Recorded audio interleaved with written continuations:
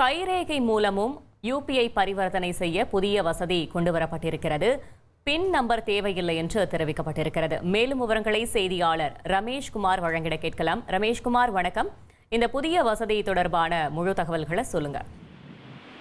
இந்தியாவில் நாளுக்கு நாள் டிஜிட்டல் பரிவர்த்தனை தொடர்ந்து அதிகரித்து வருகிறது. குறிப்பாக இந்தியாவினுடைய யூபிஐ என்று சொல்லப்படும் யூனிஃபைடு இன்டர்ஃபேஸ் பேமெண்ட், இதன் மூலமாக பண பரிவர்த்தனை மேற்கொள்வதும் நாளுக்கு நாள் தொடர்ந்து அதிகரித்து வருகிறது. இப்போது யூபிஐ மூலம் நாம் பண பரிவர்த்தனை செய்யும் போது யாருக்கு பணம் அனுப்புகிறோமோ அவருக்கு அதை தேர்வு செய்து நாம் தொகையையும் உள்ளீடு செய்து நம்மளுடைய பின் நம்பரை நாம் உள்ளிட வேண்டும்.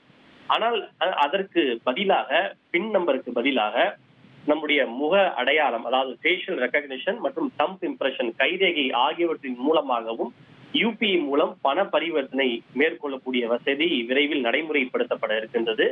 அதற்காக பின் நம்பர் வசதி நடைமுறைக்கு முடிவுக்கு வந்துவிடும் என்று சொல்ல முடியாது.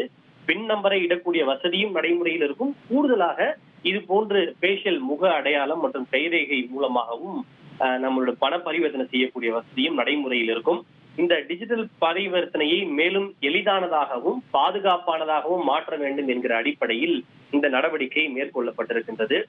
குறிப்பாக இப்போது பின் நம்பரை உள்ளீடு செய்கின்ற போது அது பின் நம்பரு திருடப்படுவதற்கான வாய்ப்புகள் இருக்கிறது. அல்லது நாம் பின் நம்பரை உள்ளீடு செய்யும் போது அருகில் இருப்பவர்கள் பார்த்துவிட்டு இதே போன்று பரிவர்த்தனை செய்வதற்கான வாய்ப்பு இருக்கிறது. ஆனால் நம்முடைய கை ரேகையோ அல்லது முக அடையாளத்தையோ வேறு யாரும் திருட முடியாது.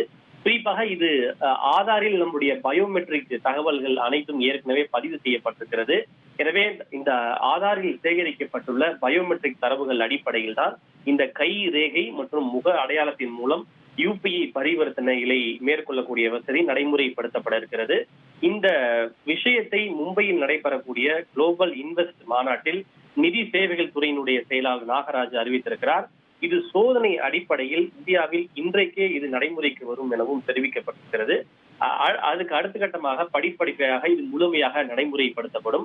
அதே போல் நம்ம பின் நம்பரை செட் மற்றும் ரீசெட் செய்யும் போதும் இதற்கு முன்பு நாம் டெபிட் கார்டுடைய அந்த தரவுகளை உள்ளீடு செய்துதான் பின் நம்பர் எக்ஸ்பைரி ஆகிவிட்டால் அதை செட் மற்றும் ரீசெட் செய்ய முடியும்.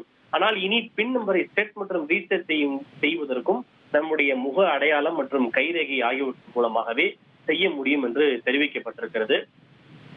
குறிப்பாக இது டிஜிட்டல் பரிவர்த்தனைகளை மேலும் எளிமையாக்க வேண்டும் என்கிற அடிப்படையில் இந்த நடவடிக்கை என்பது மேற்கொள்ளப்பட இருக்கிறது. இதற்கு முன்பு நாம் ஒரு செயலியை உள்ளே நுழைய வேண்டும் என்றால் நமது கைரேகை மூலமாக உள்ளே நுழையக்கூடிய வசதி பல ஏற்கனவே நடைமுறைப்படுத்தப்பட்டிருக்கிறது. அதே போல நம்முடைய செல்போனில் கூட நம்முடைய உள்ளே செல்ல வேண்டும் என்றால் நம்முடைய கைரேகையை வைத்து உள்ளே செல்லக்கூடிய வசதி இருக்கிறது. தற்போது கூடுதலாக இது யூபிஐக்கும் இந்த வசதி நடைமுறைப்படுத்தப்பட இருக்கிறது. உங்கள் தந்திவன் தொலைக்காட்சியில் அரசி தினமும் பிற்பகல் 2 மணிக்கு காண தவறாதீர்கள்.